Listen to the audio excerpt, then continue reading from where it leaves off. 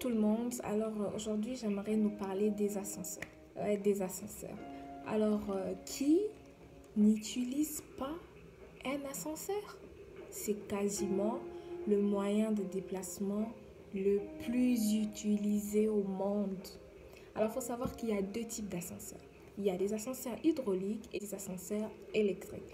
Aujourd'hui, je ne suis pas là pour vous parler des hydrauliques ou électriques. Je suis juste là pour vous énumérer quelques constitutions d'un ascenseur.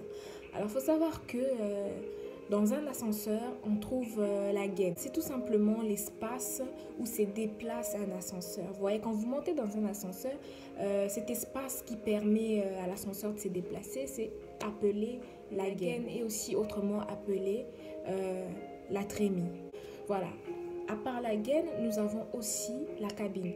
La cabine, c'est tout simplement la partie qui monte et qui descend les personnes. Vous voyez, quand vous entrez dans un ascenseur, cette partie-là qui monte, qui vous fait monter, qui vous fait descendre, c'est ce qui est appelé la cabine. Et dans la cabine, on y trouve les systèmes des portes et nous trouvons aussi l'appel en cas des pannes. Nous avons aussi l'affichage des niveaux. Tout un tableau là des bords où il y a l'affichage des niveaux. À part la cabine, nous avons le câble. Voir que la cabine est suspendue par des câbles. Alors les câbles servent juste à la suspension de la cabine. À part ça, nous avons aussi le contrepoids. Pour que l'ascenseur monte, il faudrait qu'il y ait un contrepoids. Pour que ça bouge, il faudrait qu'il y ait un contrepoids.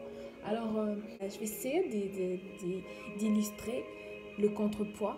C'est vrai que je n'ai pas tout ce qu'il faut, mais je vais essayer. Alors, supposons que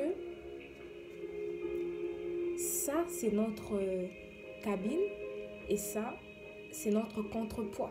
Vous voyez? Donc, ça, c'est la cabine. Je vais mettre comme ça.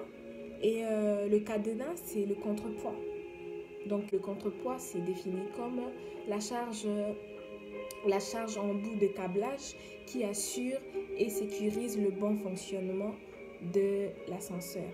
Alors, il faut savoir que le contrepoids est souvent égal à 1,5 fois la charge utile de la cabine.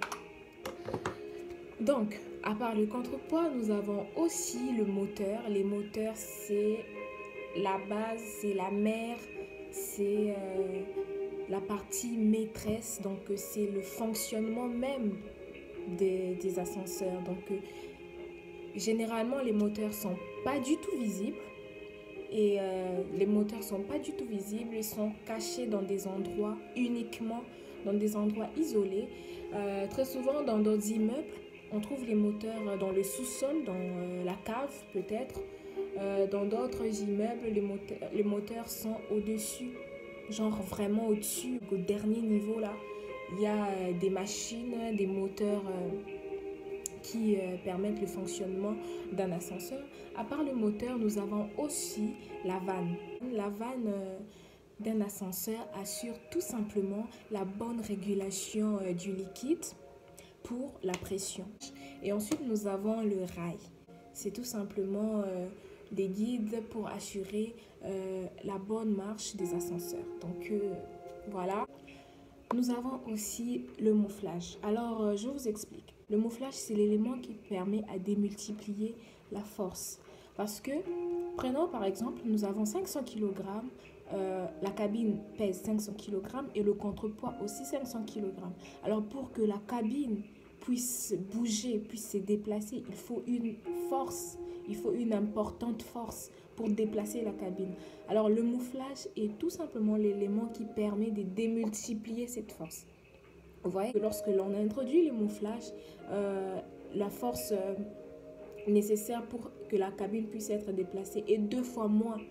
Donc voilà, avec l'image, j'espère que vous allez vraiment comprendre. En fait, c'est un élément très nécessaire pour le bon fonctionnement de la cabine tout simplement. Que voilà, en quelques mots, quelques parties, voilà, j'ai cité la gaine, j'ai cité la cabine, j'ai cité le contrepoids, j'ai cité la vanne, j'ai cité le rail, j'ai cité le mouflage et j'ai cité le moteur, donc j'en ai cité 7. voilà une toute petite vidéo. Et dans les prochaines vidéos, j'aurai à expliquer encore d'autres constitutions de l'ascenseur. Et n'hésitez surtout pas de me dire en commentaire si vous aimeriez en savoir plus. Et je viendrai avec beaucoup plus de sujets sur l'ascenseur pour nous aider à comprendre mieux. Dorénavant, quand tu montes dans un ascenseur, il faut savoir que là où tu mets tes pieds, ça s'appelle tout simplement cabine. Et l'espace qui permet à la cabine de monter, de descendre, ça s'appelle tout simplement la gaine. Alors, ce qui permet à l'ascenseur de fonctionner, ça s'appelle tout simplement le moteur. Et ce qui permet à l'ascenseur de monter et de descendre, c'est le contrepoids. Donc, pour que l'ascenseur monte, descende, il faut un contrepoids, tout simplement.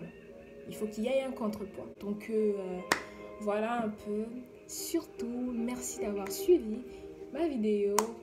Partagez et laissez-moi de commentaires. Mettez-moi des likes pour que je puisse venir avec plus de vidéos. Bye bye.